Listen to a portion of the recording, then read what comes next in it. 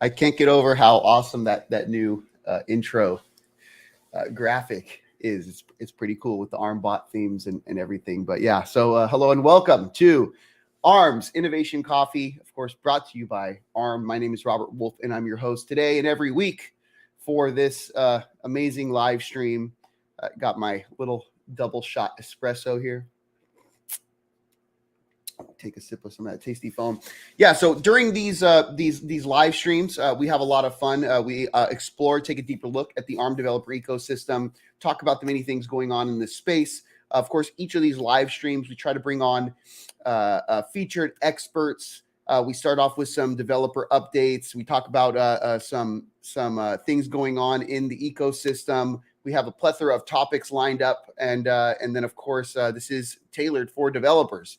We try to showcase some opportunities, explore resources, bring new and exciting developments to light, of course, among many other things. Each of these events do end with an audience Q&A. However, if you have questions throughout the live stream, we will be monitoring the YouTube chat. So feel free to bring questions up, post them in there, and myself, co-host Gabriel will answer them, and or of course, if they are for our featured guests, we will bring them to our guest as soon as possible. Now, we have a very special guest today, and I will introduce him in just a moment. We'll be bringing him on.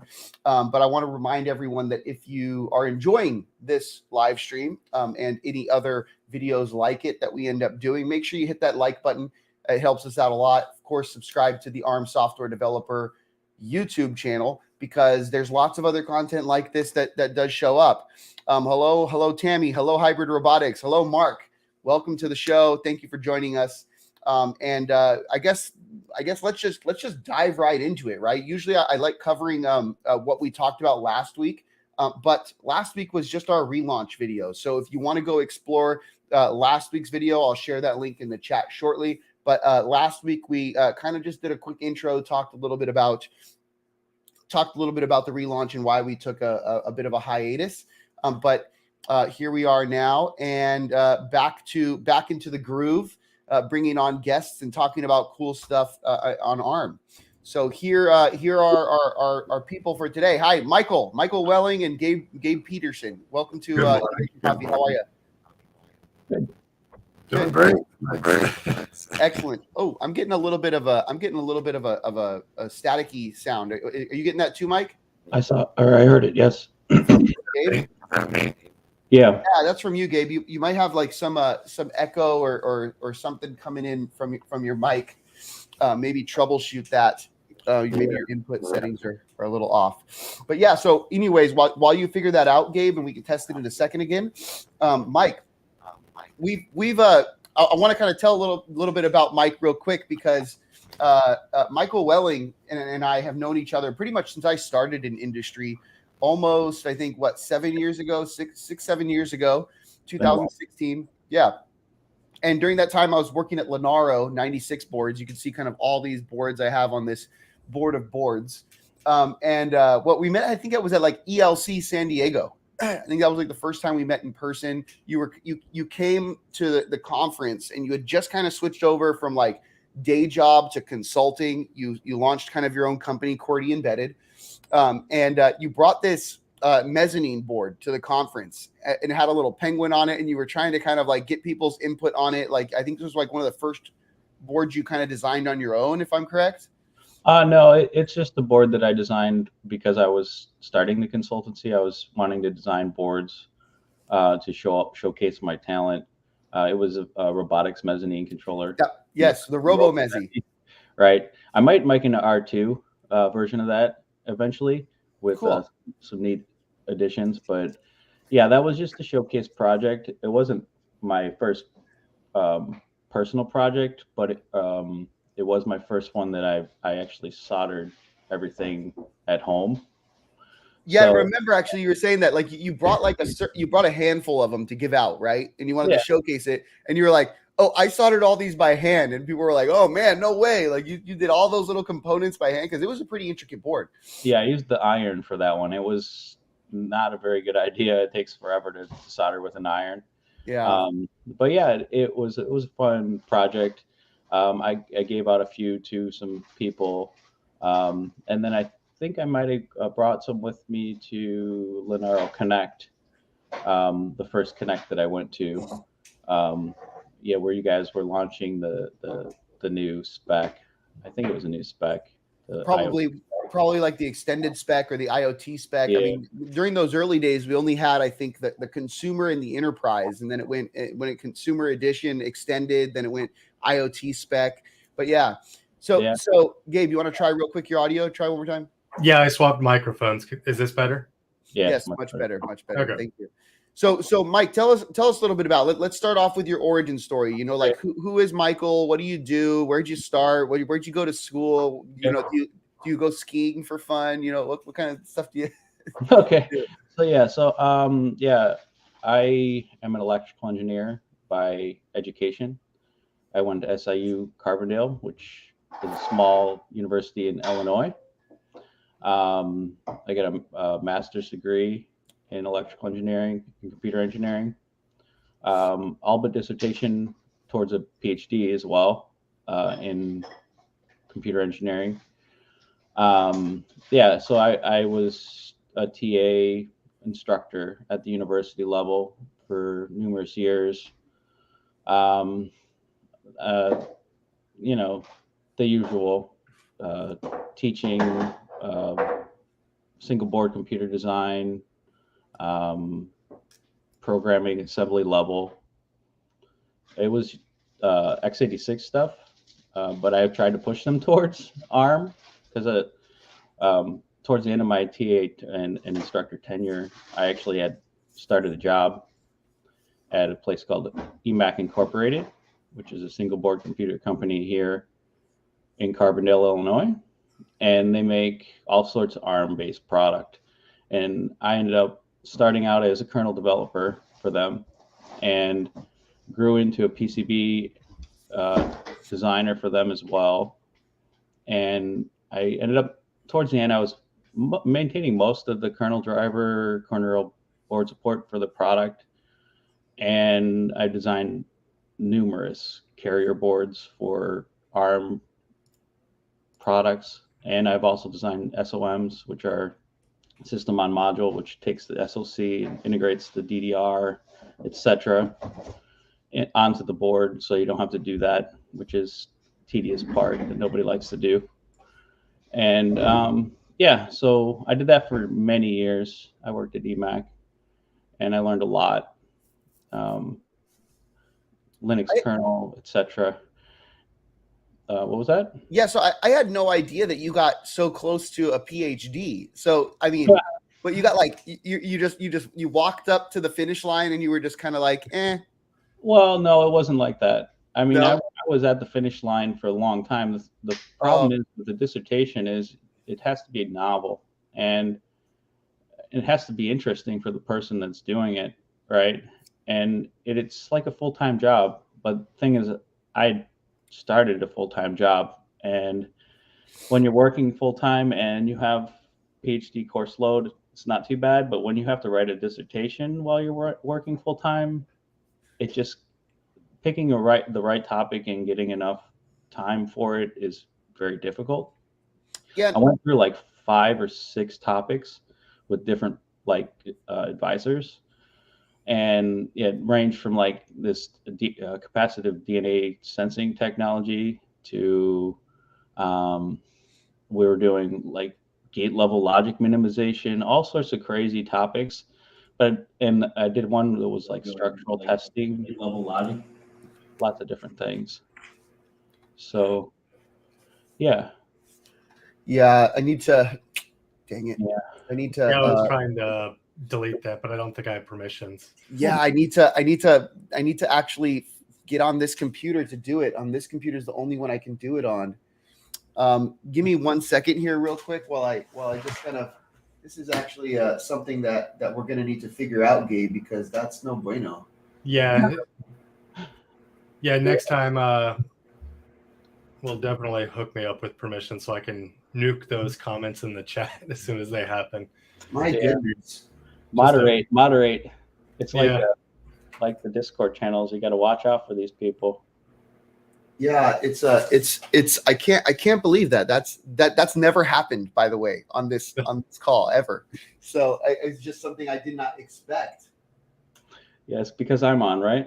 Yeah. You know what? I wouldn't The doubt bots it. have followed you. Yeah, but it's okay. It's okay because I'm about to get in there right now, and I can nuke it. One second, guys. I'm so sorry. This is so bad, but we'll get on there right now. Okay, I can do it from here. Oh my goodness. Okay, so what we report it. No, I'm just gonna delete it for now. Oh my gosh. And they did it like 3 times. Remove. Wow, what a hassle. Remove. Yeah. There, did they go away? All right, okay. There you go, punks. How dare you mess with my life? Yeah, Right. I would have just like, yes, they didn't say anything bad. So. No, it wasn't too bad, but I mean, still, like, what the heck? Like, I mean, just like, all right, okay. So back to where it was. Yeah, back to where you were. Yes, please. So it's just I never got enough like traction on a topic that I thought was interesting enough. There was a bit of a mismatch, like in terms of interest with the advisors, et cetera. Yeah, and they want to push towards their topics. They want to push what they're working on, right? And that's kind of how it works at the academic level or like the PhD level. Usually end up working on a topic for an advisor that has a topic, and if it's interesting to you or not, it doesn't really matter for some. But I had a full-time job, so I was like, I'm not writing about something that I'm not fully vested in. Yeah, and, you know, from what I hear, real quick, sorry on that one, is like, you know, when it comes to PhDs in electrical engineering, you know, you have bachelor's, master's, and then PhD. If you look at like, if money is important to you, when you get to like, if you look at the chart, it's like kind of logarithmic charts, right? All right, let's go that way. So you know, you got your peak or median or average income for a bachelor's, for a master's. But when you get up to PhD, there really is no difference in income at some point. Like the PhD, because the amount of time you spend from a bachelor's to the time it takes you to get your PhD, you've already accrued an experience and raises and all that kind of stuff. Anyways, that's what I remember reading about in terms of and professors telling me, in fact, like, you know, masters can be worth it, but PhD, if you're in it for the money, PhD is not. No, it's an academic pursuit. It's really about expanding your knowledge, and it's about maybe becoming a professor one day. Yeah. You wanted to do that. You want to keep down the research track. It's more for sciences, it feels, but engineering, there are people that go to the PhD level and then they go on to work in the industry. So it's not like unheard of. It's not necessary typically, because a lot of the stuff that you do in school, I mean, you learn a lot of things, and then you end up using a very small fraction of that. But then you use the learning like process to learn more as you work through the industry. I mean, the school of hard knocks essentially is the industry. You learn things like, okay, forget all that stuff they talked about in school, do it this way and get it done. Oh my God. On a deadline, you know, all this good stuff. So Michael, so there's a story I have to share here. So, and by the way, the topic for today, if you've read the title of the YouTube video, is Path to Product, right, for ARM-based devices. And Michael is a hardware designer. He has his own consulting firm, and we will talk all about that. So I just want to go on this theme here real quick. So I took an emphasis. I'm electrical engineer by study, and I took an emphasis on digital signal processing. And for the depth classes, there were 3 digital signal processing classes that you had to do in order. This was after your kind of lower division stuff. And I remember it was 161A, B, and C.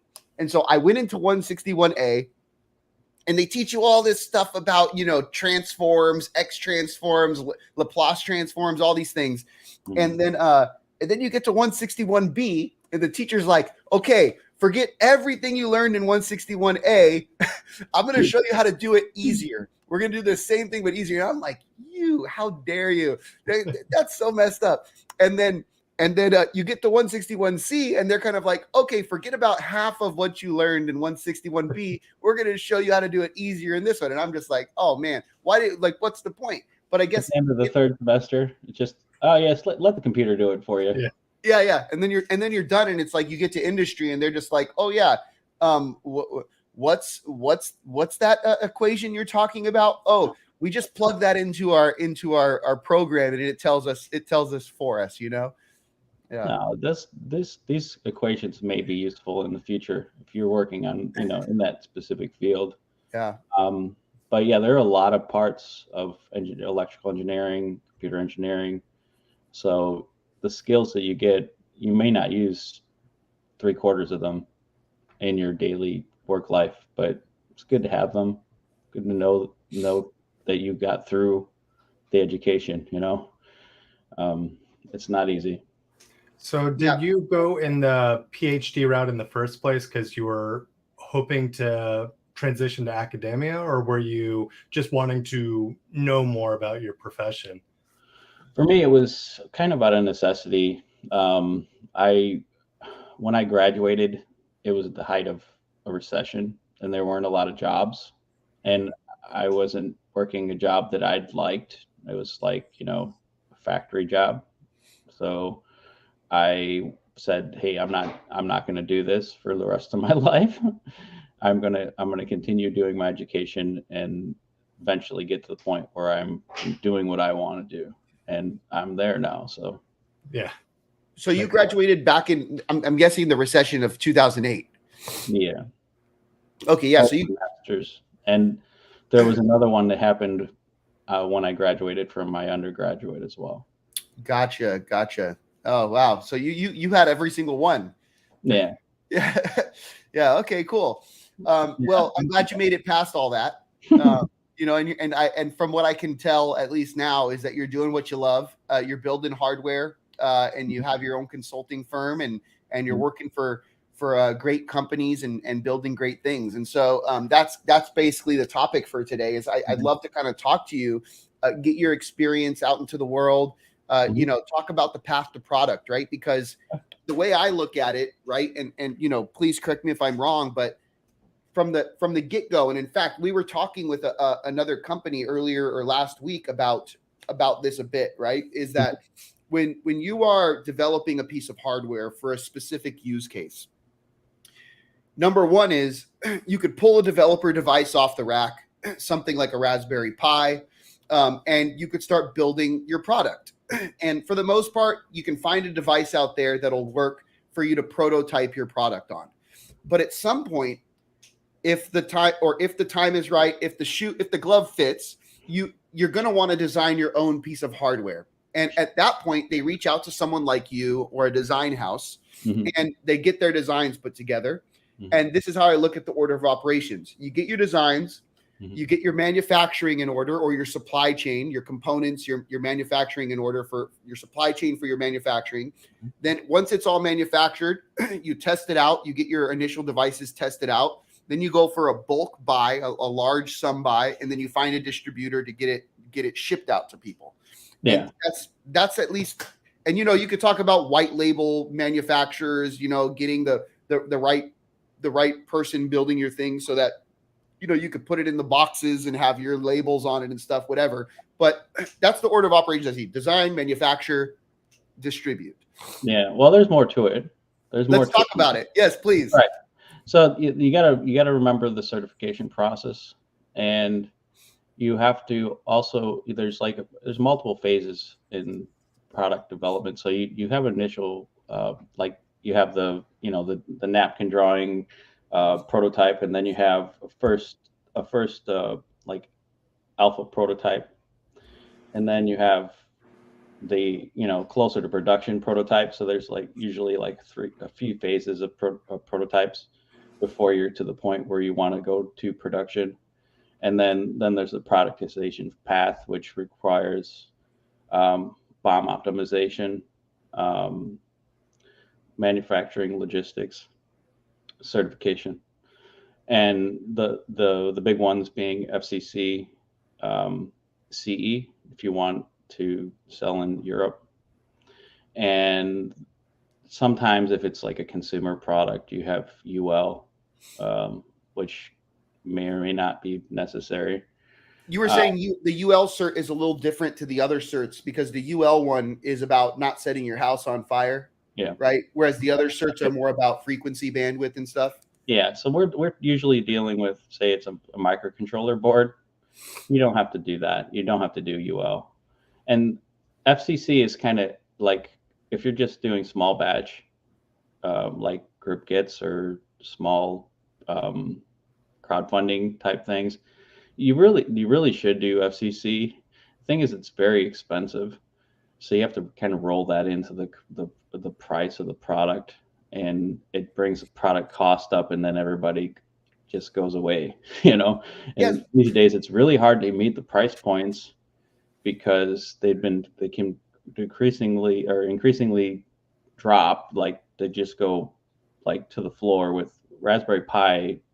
They brought the you know, the price point way down, so you have to do all sorts of things to get that BOM cost down and manufacture in China, and it just, to keep up, it's very difficult. You have to do mass production essentially.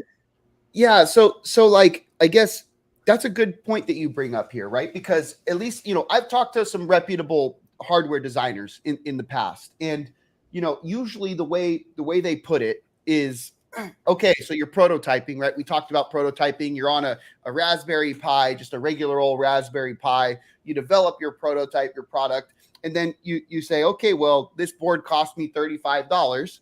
All right. And how much could I really knock off that cost by designing my own hardware?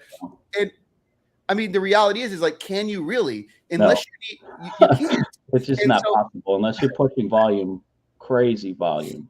Yeah. And you can get the SoCs that they're even using on the Raspberry Pi. And I don't think you can. They're using Broadcom chipsets, right? You definitely can't. Yeah, you can't. Not as a maker. You'd have to be a big corporation to get access to them. I mean, you can get their microcontrollers, but you can't really get the SoCs, and not easily. So they end up using their comm module, the CM4 or something like that. That brings the price up. The connectors bring the price up, and then the price point goes out the window essentially. Yeah, so this was one of the big points that these other hardware guys told me, is that they basically said, okay, so you're designing, it doesn't make sense to design your own hardware until you hit that 10, and it's a large range, but it's usually somewhere between 10,000 to 100,000 units. So if you're in the market to sell 10,000 to 100,000 units, then you need to start exploring your own design. And we were just in a call the other day with this company who's building a cool piece of hardware, and we looked at the hardware that they were using, that off-the-shelf developer device, right? And turns out that this developer device, it's fairly cost, considering that it has all the certifications already done on it. It's there. It has a nice casing, display on it, all this kind of stuff. And I remember when we were talking to you, we were saying, okay, well, how much would it cost to get a new device custom for this company's needs built? And you said, like, the initial cost is in sometimes hundreds of thousands of dollars. And I'm thinking, how does a startup or an individual who wants to build hardware come up with hundreds of thousands of dollars to build a custom device and take it to product? So maybe we can walk through that process. Like, what's the process? I'm a startup, I'm building a piece of hardware, or I'm an individual in the community and I want to get this piece of hardware to product. Okay, there's two different, those are two different routes. So like a startup, you go take your prototype and you would go funding, like go fishing for funds. So venture capital, seed capital, angel investors, your grandma or whatever, getting some money to and you could do a business loan. You just got to know for sure that this thing is going to sell, because it's going to cost you crazy dollars. And like most startups, they don't turn a profit until like numerous years into it. They're going to grow, so it's okay to take on a little bit of that.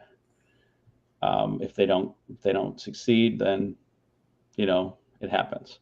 But they can also take it to the like crowdfunding, which And you've done some crowdfunding in the past. Yeah, it's never reached the critical mass. You know, I've done 3 or 4 crowdfundings. I worked with Group Gets and Crowd Supply, and they both have their, you know, quirks and their advantages and disadvantages. But they're it's really the kind of the same process, and really is what you put into it, right? Yeah. So, yeah, if you're an individual and you don't want to take out a huge, take a second mortgage out on your house, then crowdfunding is the way to go. It's like hacking the system, right? So once you have that prototype, like a beta prototype, ready for manufacturing, essentially. So work out all the kinks, do a bunch of testing, send it out to developers. Real quick, walk us through the process of getting to the beta prototype. I mean, does an individual, an individual could go acquire the skills, and maybe that's where we should start, Mike. You know, let's talk about the tools and the skills that one would need to get to beta prototype. Or do they just go directly to someone like you to get that designed? Well, it depends on their skill level. And, you know, a lot of people that want to do electronics, they don't necessarily have the skill set to do that. So they will contract it out. They'll have the idea. But ideas are like, you know, dime a dozen. Everyone has ideas. Everybody's got ideas. And I know because people come to me with them. But if their idea is good enough and they have some money to pay for an engineer, then you'll pay an engineer to do the design. You can't expect people to work for free. You can leverage open hardware a little bit, but then when it comes to customization, you definitely, if you don't have the hardware engineering experience, you're not going to be able to do much with it. So you're just going to pretty much take somebody else's design and put a stamp on it and call it your own, which is not cool. No. So usually leads to customization.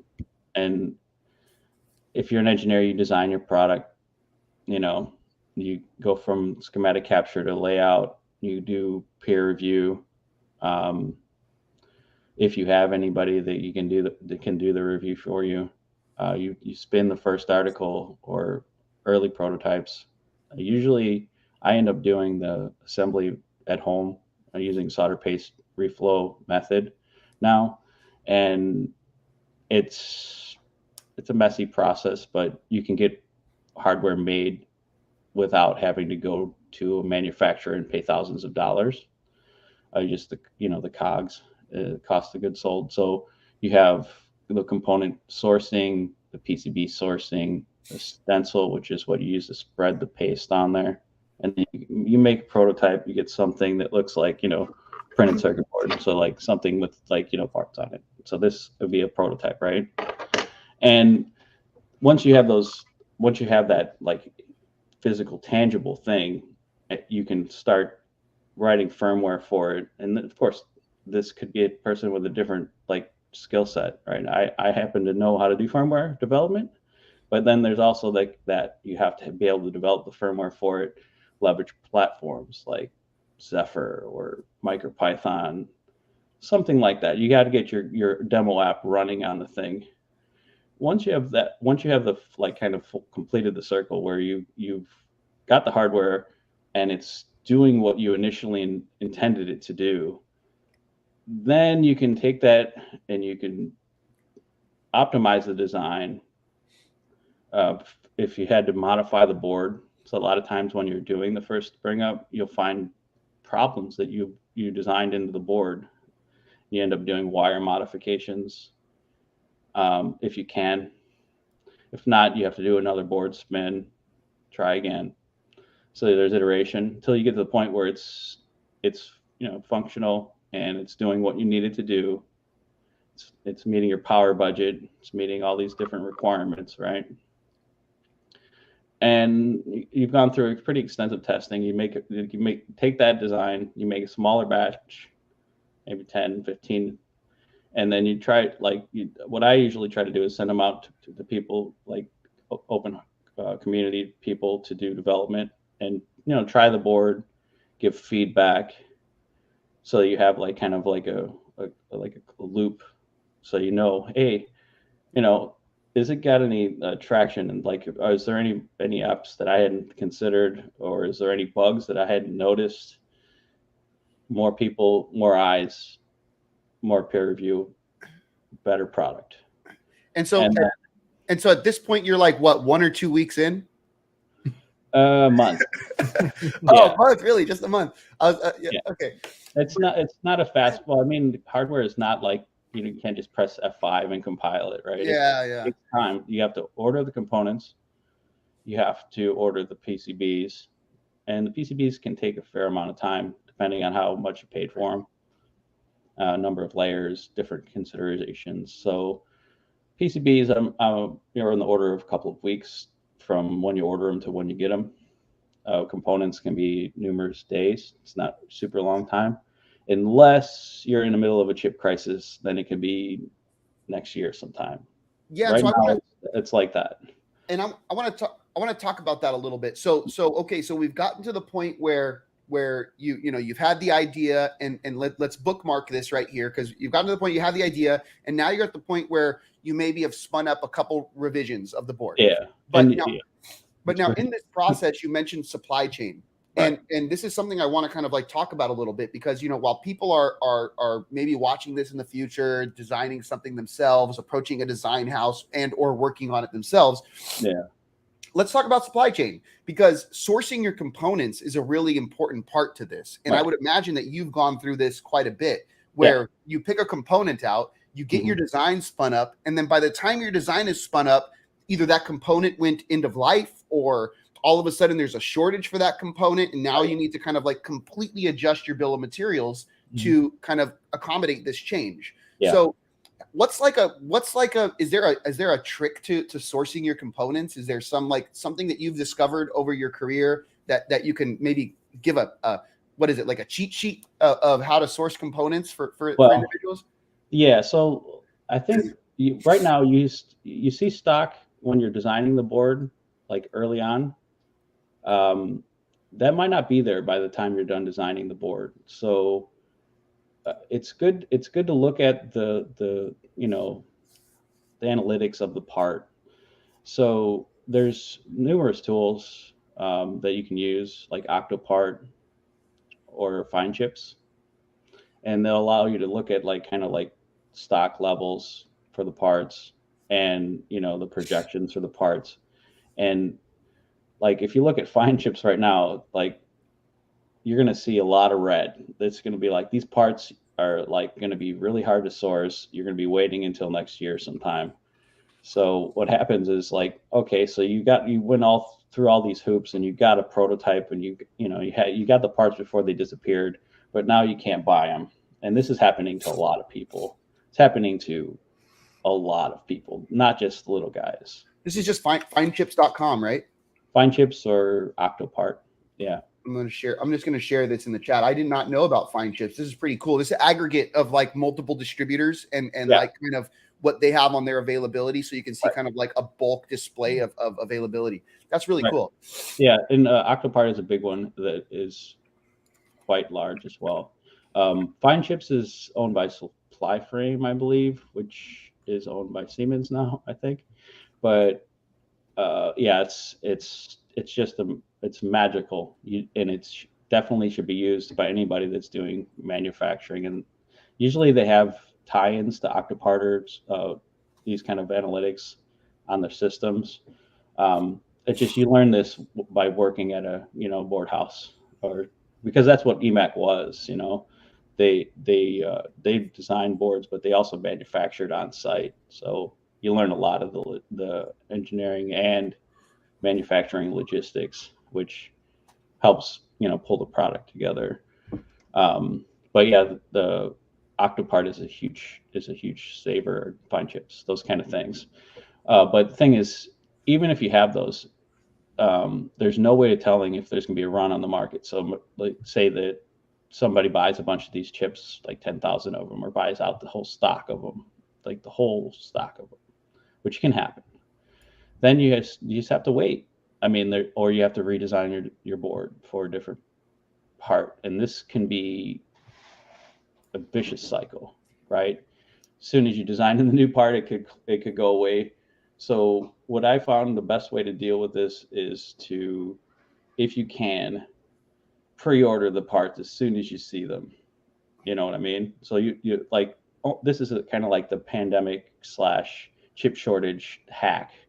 Was if you have the credit card to pay for the parts, you order them like right away, and especially if you're certain you're going to make the product. Like for this FPGA board that I worked on recently, we saw that there was stock of the parts, and we bought them immediately. Before any crowdfunding campaign went through, we ordered them in advance. And so do you order these parts before the beta hardware is completed, or not you're waiting until the beta is complete and you have it ironed out? You want to make sure that the board is fully functional first. So the beta is already there in hand, and you've tested it, and you've had to send it out to different people. But making 10 or 12 or something isn't a huge deal, right? Right. Making hundreds or thousands of them, it's a big deal.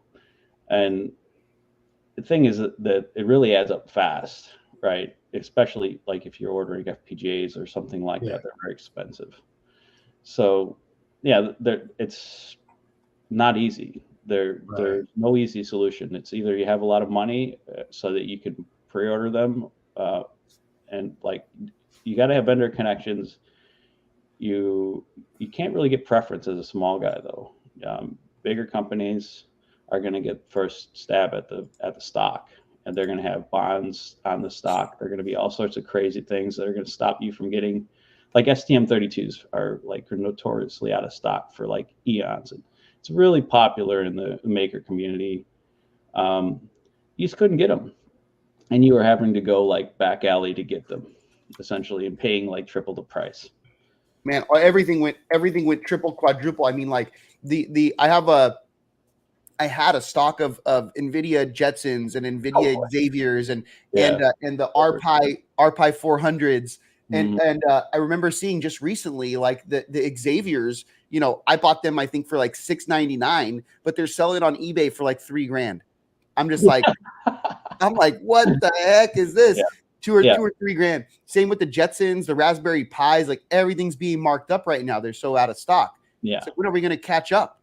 I just bought myself an STM Discovery board, and it took me forever to find one at MSRP. It's like Amazon, like you said, it's 3 times the price, and it's insane right now. And like you can find all other guys. Like thing is, they're not going to have the development tools that are is you know widely supported, and you might have to actually make your own platform support. Say if you were using Zephyr, MicroPython, or CircuitPython or something like that, you could buy these other chips, but they're not going to have native support. So you have to have the chops to actually port to the specific platform that you want to use. And this can add months to the development cycle. And then by then the chips might reappear. And then you'd be like, what did I just do with my life, essentially? And it's not easy. Like it's like we went down like a really bad timeline for hardware designers, right? Like we're in like the chipocalypse, essentially. Chipocalypse. I haven't heard that one yet. That's good. It's not easy.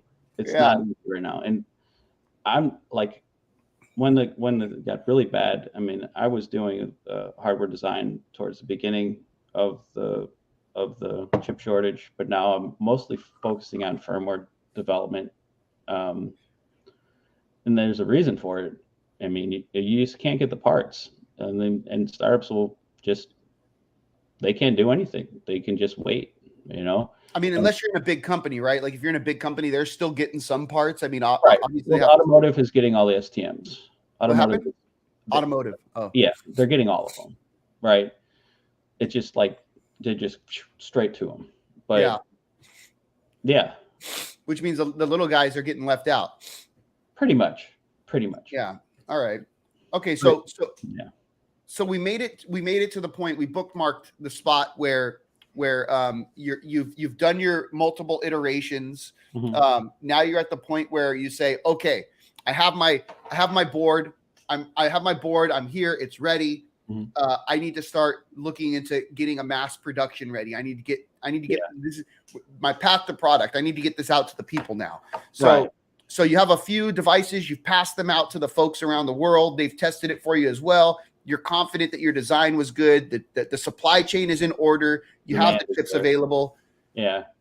So you're ready to go, right? It's like you have something that's going to sell, and then you have the path to productization, and it's really good to find a good a product development firm for that, because they know all like the hoops and ins and outs and all the different things that you're going to need to do to get your product on the shelf, say, at wherever, So this would be a company like Breadware or Aero Electronics or something like that, where Well, they're like teamed up with manufacturers.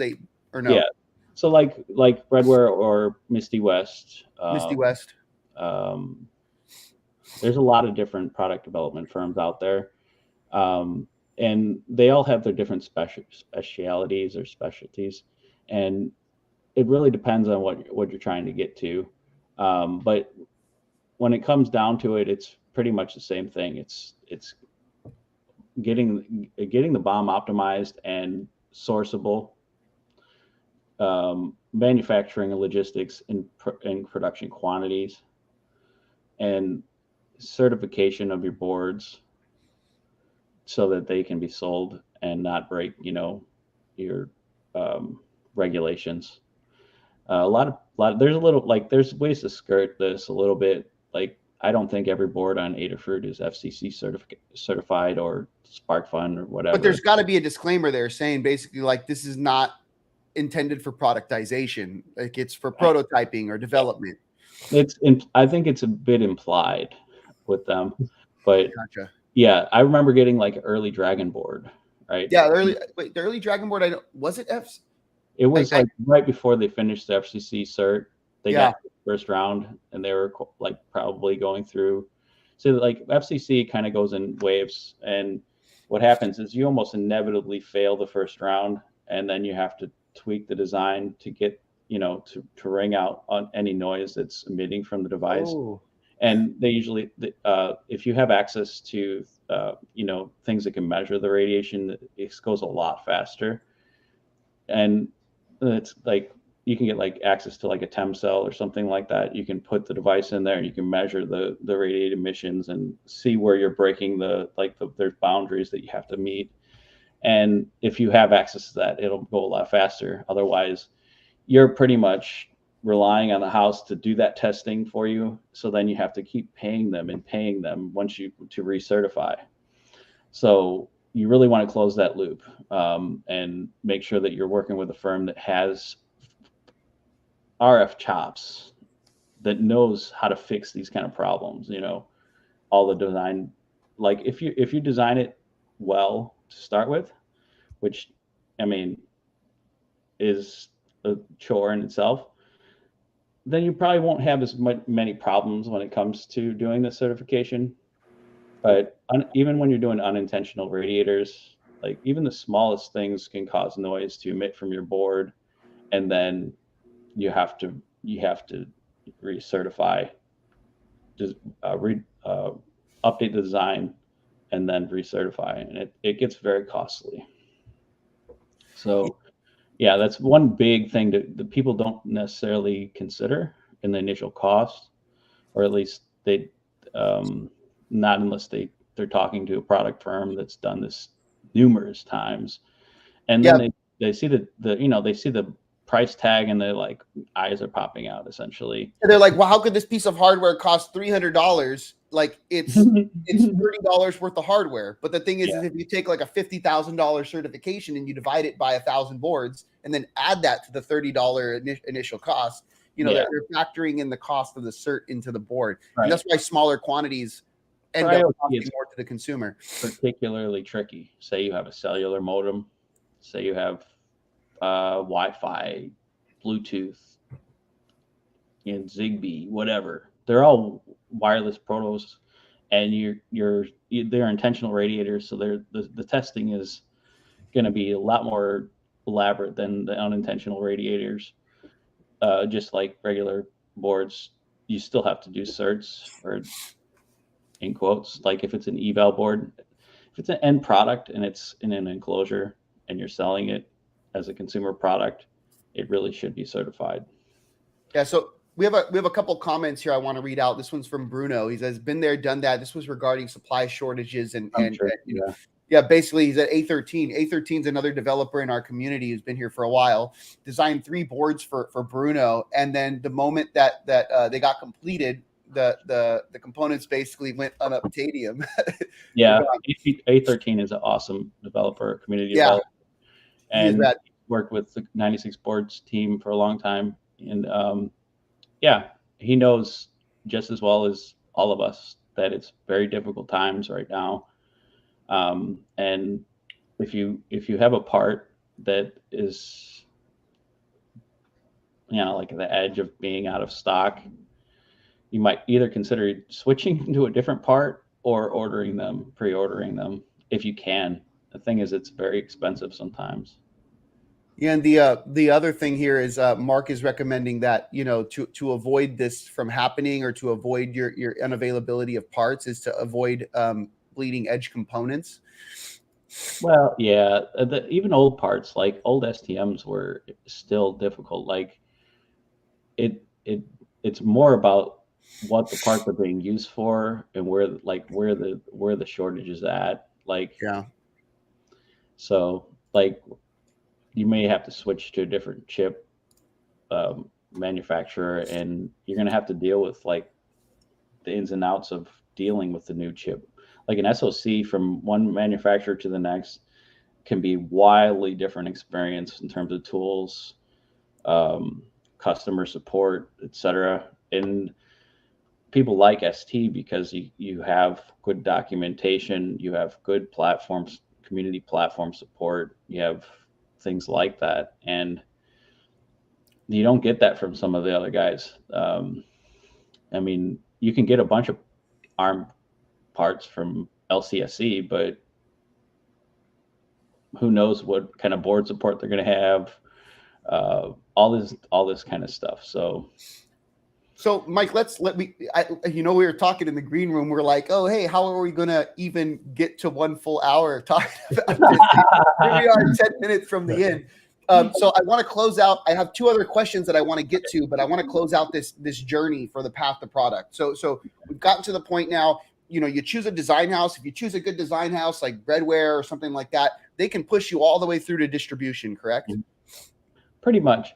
Yeah, So the last piece is handing you off to a contract, like a manufacturer, because they're pretty much a facilitator. The product firms are pretty much a facilitator to get you to the point where you're in production with an actual production house, including any enclosure design, all sorts of crazy stuff like that, which I don't usually deal with personally, but I've seen that process. And like, if you're like doing community boards, you really don't need an enclosure. People will design their own 3D printed enclosures. But if you're thinking a product that's going on the shelf at Best Buy, you have an enclosure design. There's product design is huge venture. So you really have to consider like costs that you never even would have thought about when you started. And the way to avoid, getting stung by it is talking to the right people, and you just you grow, like, as you work as, a contractor, you kind of grow these contacts, and it's good. Like you just know people, right? I've gotten this to work by using these people, or I've gotten this to get, to the productization point. Like my like open hardware boards, like the ones that are, publicly available. Like I have a board on DigiKey, and that thing has never been certified. It's only been produced in like very small quantities, but somehow it's on DigiKey. So it's not impossible to get to that point, but without mass productization or whatever. But it's usually eval boards. But if you want an end product, say, the new gizmo for like a wearable or something. It's yeah, it depends on like how finished the product is. Yeah. And the maker community is really about taking things and putting them together. So this isn't a big deal. It can be sort of, just product like to build other things. But like for consumer electronics, it is a wholly different creature. And there's a lot of woes and pitfalls and dragons and That's yeah.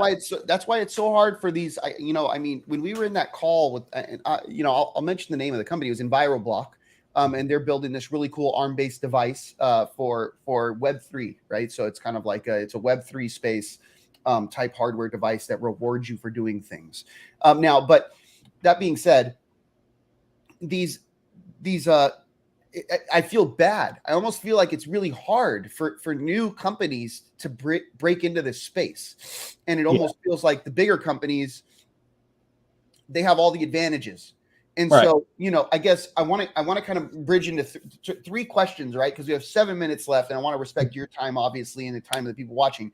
Mhm. One question is, what would be like almost like a cheat code or something, again, a cheat sheet for individuals, companies that are new into the game, like what's something that they could do? And you mentioned group gets. I love the group gets idea. Crowdfunding. Group gets is unique because you actually have to have a prototype ready. It's not like Kickstarter where you can sell vaporware. Yeah. Group gets is like you made the prototype and you can now crowdfund it because you have a working thing.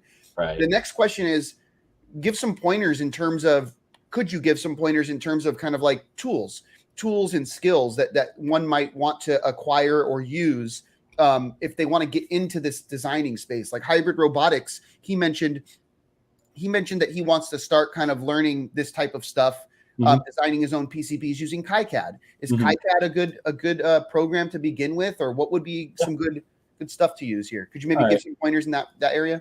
Okay, sure. So when you're doing PCB design, depending on the complexity, there are different options, and of course, there's cost. So what I primarily use for open hardware is KiCad, and it's pretty much all I use for open hardware. But for my day job, I usually end up using Altium, and Altium Designer is pretty expensive tool suite, but it has features that facilitate high speed design, all sorts of crazy length matching rules. They have like a lot of things that you don't really have with KiCad yet. KiCad has grown and changed so much in the last few years that it's being competitive. Like if you were to compare it to Eagle, I don't think there's any difference like in terms of feature. Okay, now is it KiCad, KiCad? I call it KiCad, and the main developers call it KiCad, but the Scamo crowd calls it KiCad. Yeah, so KiCad and Eagle. You're saying that they're roughly the same beast.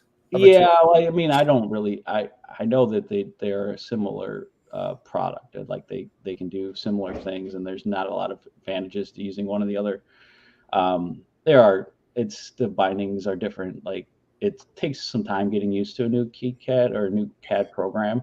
So like I just kind of like stuck with it over the years, and I'm fairly proficient with KiCad now, and I don't have to pay a dime for the software. So it really has a huge advantage for startups and makers and people that are making things in the small quantity. I'm sure there's also a lot of educational materials out there for it too. YouTube videos and guides and all sorts of stuff. Yeah. So DigiKeys posted some with Sean Heimel, and there's the Getting to Blinky with Chris Gamble, and there are a few other resources, but there are also resources for Altium, FedEval, and of course there's paid training, which is crazy expensive. Yeah. That's at the top of the thousands of dollars you're paying for the license. Most people just can't afford it at first. So I really would, if you're just starting, use KiCad or KiCad if you like to call it that. Yeah. So I know you mentioned enclosures earlier, and of course, big in the makerspace is designing your own case for whatever hardware you're using. But it's also a very low barrier to entry thing. You can get a really cheap 3D printer nowadays, and learning something like the hobby version of Fusion 360 is really simple. So is something like designing your own PCB along the same lines, or is it kind of a higher barrier to entry if you're, because like I know when you create a mechanical keyboard, or that community is very big in creating their own PCBs. But is that a difficult thing, or would you say that's easy to learn? Well, there's a different skill set that's required. Like mechanical guys, they have like kind of like an eye for things. They more easily understand like how to put things together, you know. Whereas the internal workings of the printed circuit board, they might not know as well. So there's gaps to bridge there. But if you're taking in like a reference design and you're shaping it to a different form, then a mechanical guy could probably do that. Because when it comes to the layout portion of it, there are rules, like you can't do certain things, you know, you can't route it certain ways, but you can get away with a lot, and you can make it shape to the enclosure or whatever else you like, what you want to apply it towards. So I wouldn't say that it's off limits. It's just you're going to have to learn some basic electronics, and the schematic capture is probably the part that's going to be the most difficult for them. But if you have a reference, like say there's an open hardware design and they're all over the place, you can take that design and you can, you know, meld it into the form that you want. So that's probably a better way to get that you took that design from, right? And you have to, you know, possibly get somebody to review the design for you after you're done, if you can find someone. I've done that on Twitter. I say, oh, I made this new design. So like this Raspberry Pi RP2040 P mod that I designed recently. I put the schematic out on Twitter and said, hey, can somebody look at this? And, you know, I got some feedback. Of course, they didn't catch anything that I found later on, but they did give recommendations. And for a new person, this is critical, because they wouldn't know what's good, what's bad, you know, what's kind of like, you know, unnecessary. So yeah, it's just kind of get there learn by doing, essentially. Take it and go and see how far you can get. And then when you hit roadblocks, try to find a community. Like there's so many communities now, and they're makeshift communities. Like you can go to the ARM Discord is it time to put the banner there? Okay. Hey. The Discord. Yes. But like these kind of places, you have a huge number of like experienced developers like myself, or A13, and they have different competencies, and they can help you in different ways. Another big one is like the 1-Bit Squared, and they're a big open hardware, open initiative type of company. And yeah, you can find people that are willing to help. It just, you gotta ask questions. Don't ask to ask. Just go out there, get to the point where you're stuck, and then say, hey, what do I do? And then you'll learn by doing, essentially. Okay. And, yeah. Awesome. Well, so Mike, this is it. We're done. We're done with the hour. We made it. Yeah, I don't know if we covered everything, but we did not. We didn't even get to talk about all your other devices. I'm glad that you talked about, you know, the RPi P mod that you built out, or that you're building out. We didn't talk about the 96 boards era stuff. We talked a little bit about the Robo Mezzi. We missed the Pocket Beagle things that you've built. Yeah, the Pocket Beagle was. I worked on the precursor to the Pocket Beagle way back. Yeah. I mean, I remember going to the Hackaday Super Conference, you know, and talking about the Pocket Beagle. You know, I think they were actually giving out the ones you designed or something like that. Yeah, like the original one was called Pocket Bone, Yeah, It was not a very good name. no, Um, no. It was, Jason Kreidner, he's the founder of BeagleBoat.org, former TI employee. He designed it in Eagle, and he tried to make a few of them, and they weren't working. But he really wanted to get that form factor to fit into the smaller mint tin. no, I have So one laying around here somewhere. so I was talking to Drew Faustini at I think it was Linux Plumbers. He's like, yeah, you want to give it a crack and get this thing to work. And I did the design real quick. That was the first time I did the solder paste reflow method. I made a little video, and I actually have like a blog series on Octable Systems webpage about it. You know, if send me any in Discord, Mike. Just send me any resources, links, URLs you'd like me to include in the description of this video, so that we can forward some people. Let's close this out though. Out of respect for your time and of course the people watching, I want to make sure. Shameless plug. Anything you'd like to plug? You want people to go visit your website? You want people to go check out your Discord? What's your shameless plug for the day? I don't know if I have one. I mean, I'm kind of booked right now. I'm a contractor, so like if I have a contract, I'm good.